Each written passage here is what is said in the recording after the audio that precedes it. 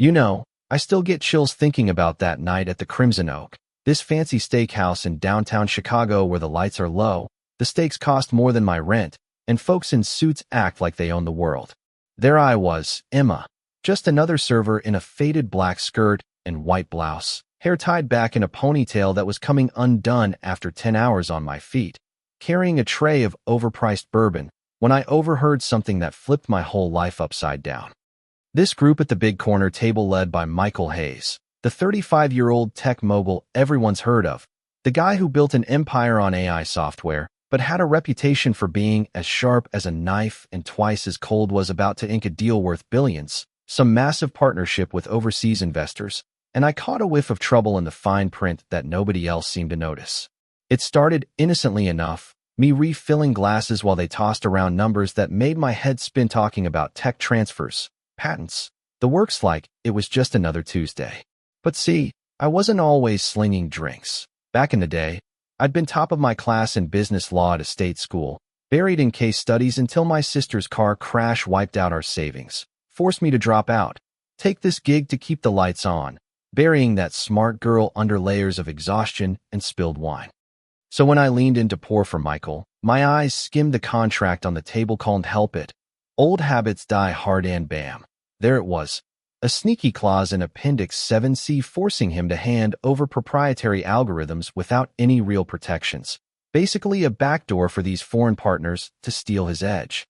My heart pounded like I'd chugged 3 espressos. I knew if he signed, it'd gut his company, but who was I? Just the help, invisible until someone needed ice. The table was a Shark Tank herald, this smarmy lawyer in his 50s with a bad toupee and a voice like gravel, barking at me first. "Hey, sweetheart. Eyes on the glasses, not the papers. You couldn't spell merger if your tip depended on it." And the whole crew erupted in that fake, belly laugh crap that stings worse than a slap.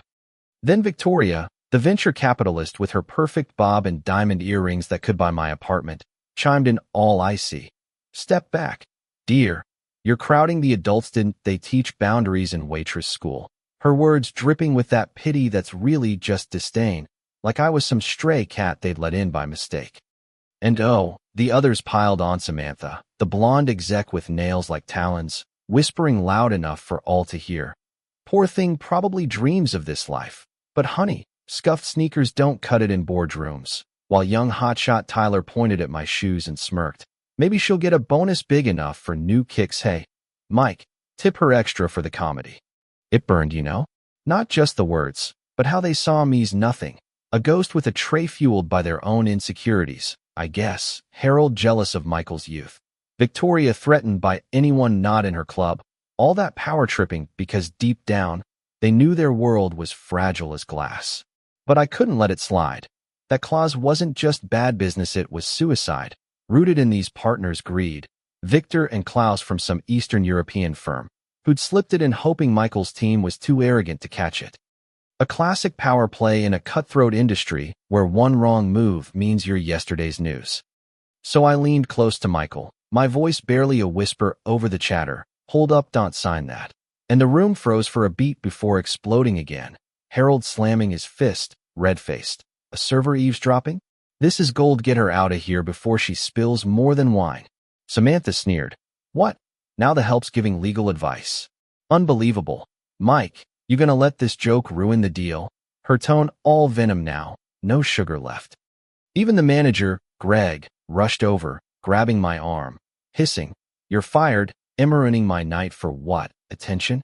And Victor, with his thick accent and gold chain glinting like a warning, barked, "Insulting. Who lets trash meddle in billions?" Their outrage masking panic, because if I was right, their scam crumbled. I stood there, tray trembling but eyes locked on Michael, feeling that old fire from law school flicker back, the nights poring over statutes, dreaming of making a difference, crushed by loss but not gone. He tapped his pen, the sound cutting through like a judge's gavel, and said low but firm, "Let her talk. If she's wrong, she's out. If right, she stays." The air thickened. I pointed at the page, voice steady despite my knees shaking. Appendix 7C, a trap. No safeguards on tech transfers. Violates Section 512 of the Trade Act. Unenforceable and leaves you exposed. Tyler flipped pages frantically, face paling, muttering, "Damn. She's spot on." And suddenly the laughter died, replaced by gasps, Harold blustering. "Slander. Don't listen to this dropout." But it was too late, their egos cracking under the truth. Michael's eyes met mine, something shifting like he saw me. Really saw the girl who'd lost everything, but held on to smarts sharper than their knives, and with a rip that echoed like thunder, he tore the contract in two, staring down Victor. "I'd trust a stranger's gut over your lies any day." Chaos erupted, Victor storming out, yelling threats. Samantha's deals evaporating in whispers.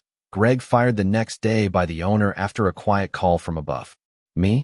I got a letter from Michael's office, offering a spot as his advisor, salary that made my hands shake, but more than that, it was the quiet nods from coworkers, the regular like old Mr.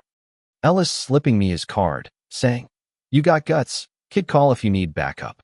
Michael came back a week later, alone at a corner table, just nodding as I set down his water, a silent thank you that said it all. Looking back, it wasn't just about the deal, it was folks like them underestimating the nobodies, thinking money buys smarts, but life's got a way of flipping the script. And yeah, maybe Michael's move stirred controversy. Some say he was reckless, trusting a stranger over pros, sparking debates on class, gut instinct versus expertise. What do you think? Was I right to speak up, or should I have stayed in my lane? Drop a comment below, share your take on justice in these power games, hit like if you've ever been overlooked, and subscribe for more real stories that hit home. We're all in this together, aren't we?